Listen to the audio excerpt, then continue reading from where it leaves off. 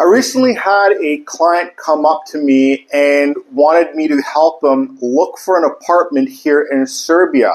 And they came from Canada and they said, wow, what a difference between what they do in Canada compared to what they do here in Serbia when you're looking to buy and what they sell as a finished product. And today we're going to be talking about apartments and real estate here in Serbia and some of the key differences.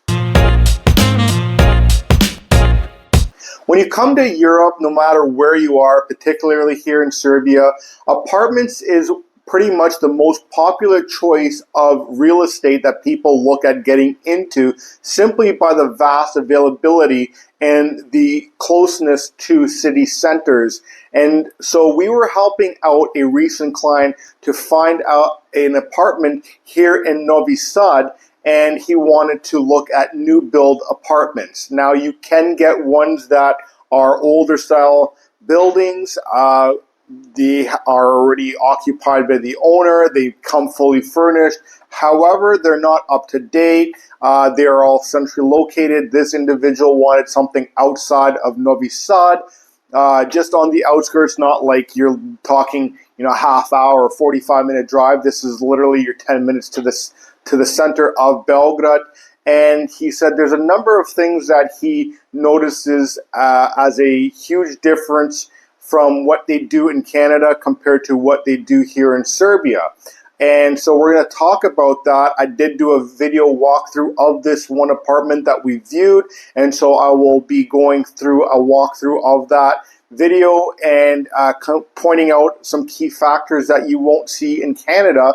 But at the same time, depending on how you look at it, I believe it's actually nicer, because if you're buying something in Canada that is already pre-built and already set in its ways, and you have these package combo houses or apartments, you're not able to tell them, hey, listen, I don't want that. I want my kitchen this way. I don't want this appliance. I want that appliance. You're buying these package deals, and then you have to rearrange them, where here in Serbia, it's done a little bit different. But first, what I want to talk to you about is why this individual came to Novi Sad to purchase property, an apartment to be precise, and why they did not do that in Belgrade, which is the capital of Serbia. Now, it's simply down to prices. The prices per square meter, which is another difference than Canada and United States, is that we here in Serbia price everything by the square meter, where in North America everything is by the square foot. And so it took this individual a little bit of time to kind of figure everything out, what size is what, because when you look at the price of square meter and you're actually stuck on square feet, like, wow, that's actually expensive, not realizing it's 3 times the size of what a square foot is. And so the price for a square meter starts at, if you're lucky in Belgrade, is at 2,000 euros per square meter. And what we were able to find for our client here in Novi Sad was a new build apartment. And I forgot to mention that these apartments that we're looking at in Belgrade are not new builds. They're already older buildings, already been through a couple owners. They're not updated. They don't have the latest and greatest in appliances and technology, such as air conditioners and in-floor heating. They're still on boiler heat. So that was another key point too. They wanted something new. They wanted something a little outside of the, big city, and a little bit of a better price point, which makes sense. So you're looking at 2,000 as a starting point per square meter in Belgrade. Where in Novi Sad, we were able to find our client this apartment just 10 minutes from city center for $1,350 per square meter.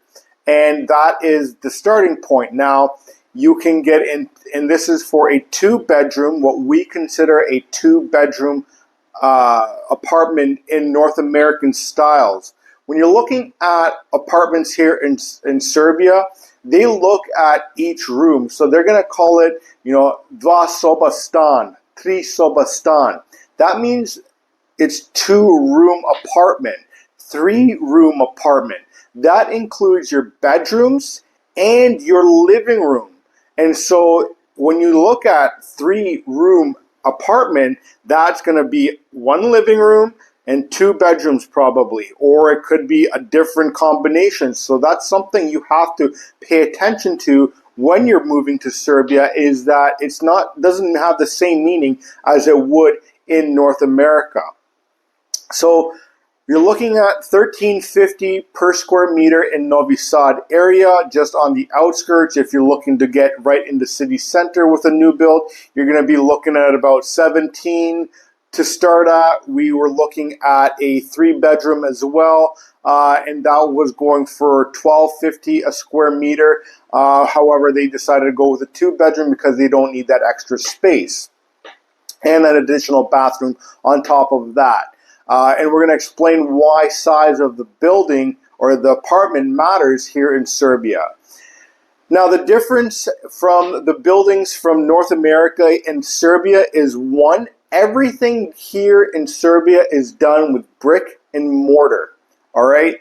Whereas in Canada, you're going to have brick, you're going to have drywall, you're going to have wood in there, and so you have a lot more combustible material in an apartment complex than in Canada, in the United States, than you would here in Serbia. And so one of the things that he brought up with that is like, hey, none of these buildings have fire alarms really. Well, yeah, because they're all concrete. It's going to be very difficult for the building to burn down.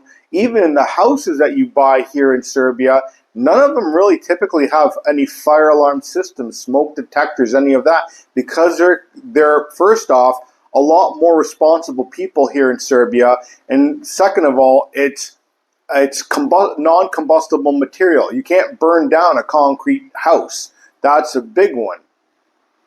And so we were able to take our client out to visit a couple of different apartments. And one of the things he was amused by, and that I was amused by, simply as my background is in construction, is that we were able to go and view these apartments that were still being built on the construction site. In Canada and the United States, you would not be able to go view a building that's already still in a construction phase due to safety. But this way, you were able to go, no handrails, watch out for tripping hazards, don't need a hard hat, don't need safety boots. Go in there, check out the place, and make your decision on the spot there. Whereas in Canada, they're going to set up demo stations or demo rooms or demo apartments for you to go view them, and so that you're in a safe environment. Of course, everything in North America is guarded around safety.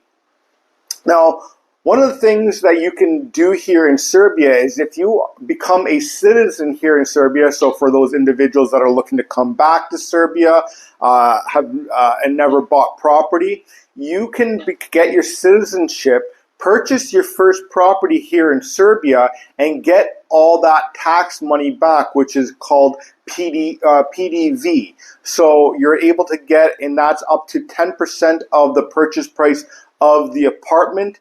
And if it's, say, a 44 square meter apartment, you're going to be able to, as the owner, write off 40 square meters. And so if you have someone else, say you have your wife is a citizen, or husband's a citizen, or your child is a citizen, you can write off that additional 4 on those individuals. And so that's something to keep in mind. Now, if you're not a citizen and just looking to buy a property here in Serbia, you can do so, but you are not entitled to the PDV back. But one thing that you are entitled to is to obtain temporary residency here in Serbia by purchase through purchase of real estate. So that's another positive about here in Serbia. Now, we're going to quickly dive into this video here and quickly talk about some of the pointers I wanted to point out when you're buying a property here in Serbia and what is the key differences. And so jumping into this video here, we're walking through the main door here, and you can see that Everything is completely white. Nothing is color coded. You're walking into the bathroom here. There is no vanity mirror. So that's one thing. There's no shower racks. There is no tub surround at all either. Now, if you have heated water, like boiler system, you're going to have a towel rack, of course. You're going into the bedrooms. There's no closets. There's no light fixture in there. The only light fixtures you have is in the hallway that you have coming in and in your kitchen. That's where you have it. Notice also the windows and the back door have no blinds, no screens. Now, one of the things, I'm going to pause this video here real quick, is that some of the apartment buildings that you buy here in Serbia will have built-in blinds in them. Now, that's one thing to look at. If they do have built-in blinds, and some of them will come with air conditioners as well. The property he bought did not have blinds, did not have air conditioner installed, and so that was something that he had to buy after the fact if he chose to. But keep in mind that if you're buying one of these apartment buildings with blinds already built into them, air conditioners that already come with them, you're going to be paying extra on the square meter. Now, is that a better price? Is that not? Is that something you want to deal with when you're buying an apartment, or do you feel like you just want to come in and have it all done? That's up to each individual to decide at the time of viewing. Now, continuing on, we're here in the kitchen area, and you notice there is no kitchen. The kitchen does not exist. You only have a backsplash in there. There's no cabinets. There's no appliances. That is all on you. The living room also comes bare. You have only the internet hookup there as well. And one of the other things, as you can see here, the window still has a wrapping on there, and so you are required to remove that wrapping. Now, that's the end of the walkthrough of that video. What I do want to point out is that if you're buying this as a citizen, you can use that PDV money and purchase a full kitchen, get your appliances. And I kind of like the idea of not having a kitchen done for you in these apartments, because then you can get your own appliances. You can design the kitchen as you want.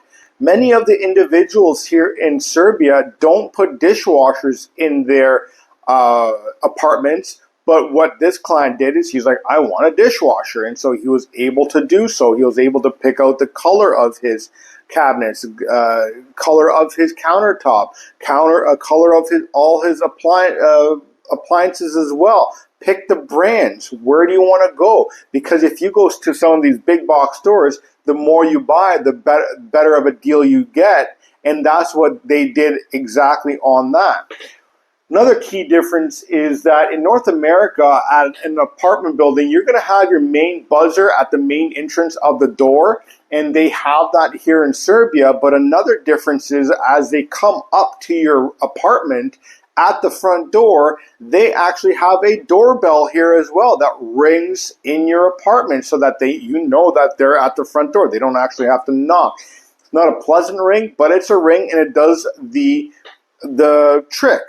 The lights also in the apartment buildings are not automatic. Some are, if they're, one of those nicer ones, but again, you're going to be paying for that quality. And so because we don't have all the safety measures here in Serbia, you have a light switch when you walk out in the hallway. You hit the light switch, all your lights come on in your hallway, and you're able to exit your building. I really don't care if I have automatic lights or not. There is also no garbage chutes here in Serbia in the apartment buildings. You are required to walk out of your apartment, out of the building, and go and place your garbage in the dumpster. That is something else you're going to have to do. One of the things that you're going to have to also do after you sign the paperwork, and if you're a citizen here purchasing your first property, you're going to also have to apply yourself for the PDV tax return for yourself. That is not something that is automatically done here in Serbia, whereas when you go and purchase a property in Canada or the United States, everything is typically done automatically. You also have to set up your own electrical and your water and cleaning, which is called Informatika, for yourself as well. That is not automatically transferred either here in Serbia. One of the things about Informatika is when it comes to the water here in usage in Serbia is that it's based on the square footage and the number of occupants in your apartment. And so that's how they base the pricing on the water and who pays how much for the water usage of the building's water supply. And so that's something else different. One of the beautiful things also we've noticed here in Serbia is that all apartments have balconies. Where in Canada, you're lucky if you have a balcony. Sometimes they're just open up windows and it's a guardrail right there. One of the key differences also is when it comes to laundry. We all have dryers here in Serbia, but they're not actually drying machines. They are just drying racks. Actual drying machines in Serbia is very difficult to find in an apartment in Serbia. One, because they don't put the exhaust system in for the dryer itself in Serbia, but also they have washer-dryer combos, which everyone that I've spoken to said that they are completely garbage. So most of the people here in Serbia have drying racks and not actual dryers.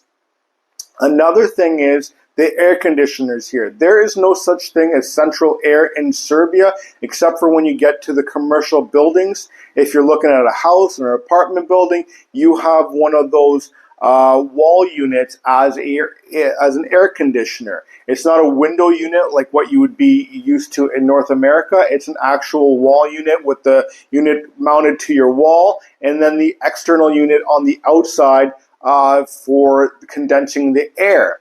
The other thing is here is the heating, because there is no central air. There is no central heating. And so a lot of the apartments are either going to be boiler systems, or this new apartment, like you saw in this video here, is in-floor heating on electric, which is, I believe, kind of nice. You don't have the radiators that take up space. They're kind of weird and ugly, and they only heat up in one side of the apartment, where the in-floor heating is nice. It's nicely done throughout, and so it's a lot more efficient, in my opinion.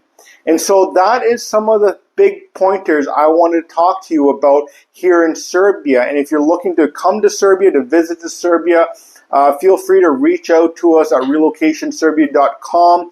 Also keep a lookout for the relocation guide that are going to help people looking to relocate to Serbia and come and tour and visit Serbia, and a whole detailed relocation guide as to everything that you might have questions for, need answers to, need contact information to, regardless if it's a lawyer, accountant, real estate agents, what you need to do when you come to Serbia, car rentals, you name it, this guy's going to have it all. If you're interested in obtaining a copy of that, feel free to leave a comment in the comments section, or keep a lookout in the future videos with a link in the description of the video.